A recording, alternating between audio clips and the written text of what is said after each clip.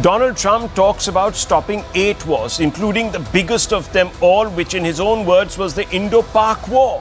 Yet Donald Trump, who has been aspiring for the Nobel Peace Prize and getting visiting heads of states to endorse his eligibility for the award, has been snubbed by the Nobel Peace Prize Committee. Just a few weeks ago, Trump was glowing in the presence of the Pakistani Prime Minister and the head of its army, recalling how he stopped 8 wars, viewers. You'll remember that soundbite. Clearly, the Nobel Committee didn't think his claims have amounted to much, which is a serious comment on Trump's credibility. Let's open this up and let's ask some honest questions.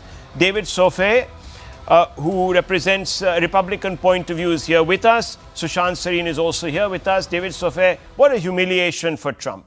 He went about trumpeting his own great image as a peacemaker, and the Nobel Peace Prize says that he's fallen short. Not that I hold, by the way, the Nobel Peace Prize Committee in any esteem. I think both of them deserve each other. Unfortunately, even water there hasn't found its own level. It appears that even there, they think that they're a couple of notches above Donald Trump. That just doesn't square very well with all of what Donald Trump is. He's a liar, basically, isn't he? He's a liar.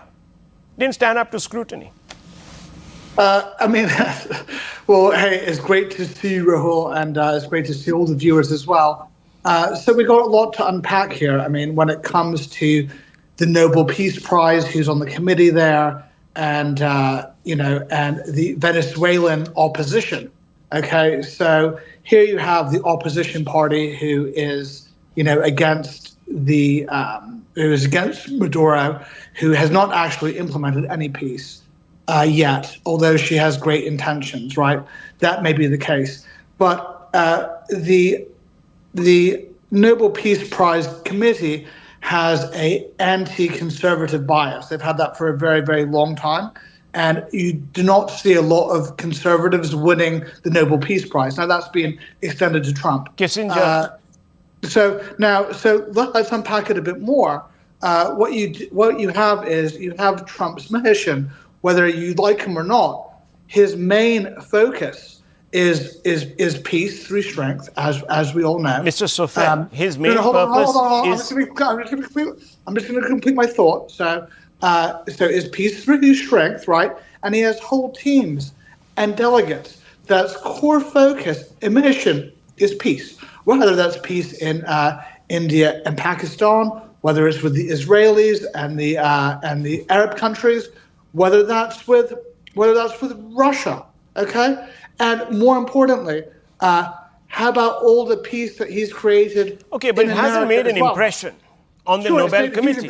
And now you're talking about bias, which is your favorite go-to. About the committee. Okay, which is your favorite? The committee, who's on the committee? Okay, which is your favorite? Why don't you see a powerful man? He can stop wars.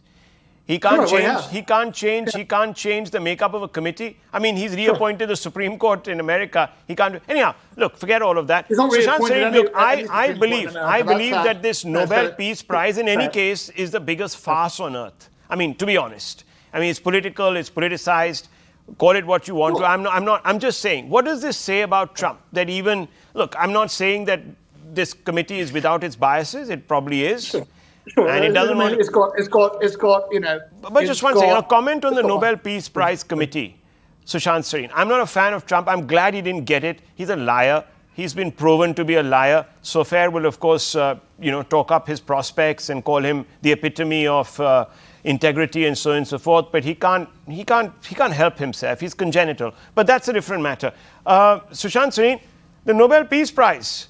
I mean, this is a farce in any case. So, yes, Trump didn't get it, but should we really be jumping up and down? Yeah, so I agree with you. This prize has always been political. It's always been given on political considerations. And I don't think there's a single person who has gotten the prize who deserves a prize like this.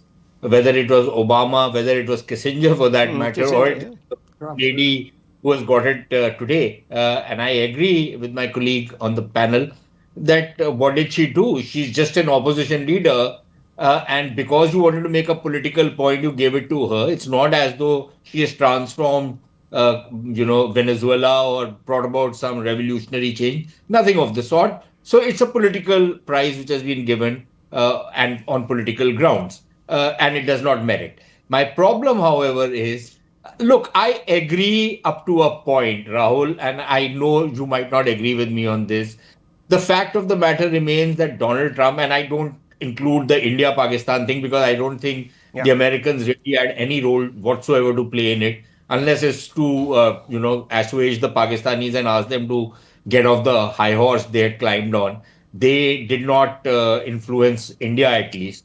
But to be fair to Trump, he has made efforts to try and stop the Ukraine Russia war. He has made efforts to try and get a ceasefire in Gaza. Whether we agree with with the way he's gone about it or we don't agree with it, that's not the issue. Yeah. But the point is, he has made effort. He has expended political capital.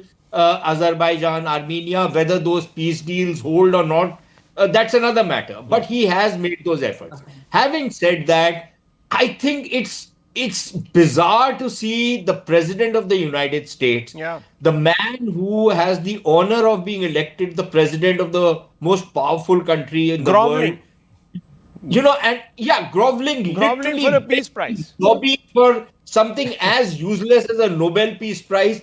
I think he diminishes the office of the president of the United States. I think he diminishes the prestige of the United States by hankering for something as useless as a Nobel Peace Prize. But I'll tell you why. Sushant Sareen, here's my really sarcastic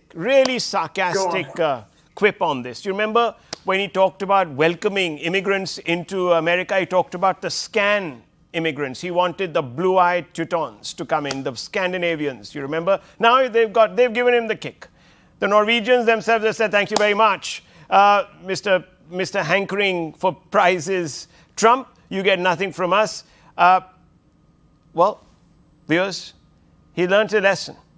Maybe you should try for Pakistanis and other people. At least they'll give him a good ego massage, which he probably needs from time to time. They'll probably give you rare earths. They'll give you, David Sofer, they'll give you rare earth metals. What bigger prize than that? Come on, they'll give you the rare earth metals. Let's throw it out the window. Okay, absolutely. I mean, Mahatma Gandhi never got one. Mahatma Gandhi never got one, and if the apostle of peace, he's committed to peace. So we can all stay on the panel why he's frustrated. Look, we all agree to disagree a little bit. Let's be honest. David Sofer, I don't rate the Nobel. Mr. Trump does. He hasn't got it, and well, he has to deal now with the red face. Pun intended. I leave it at that, viewers.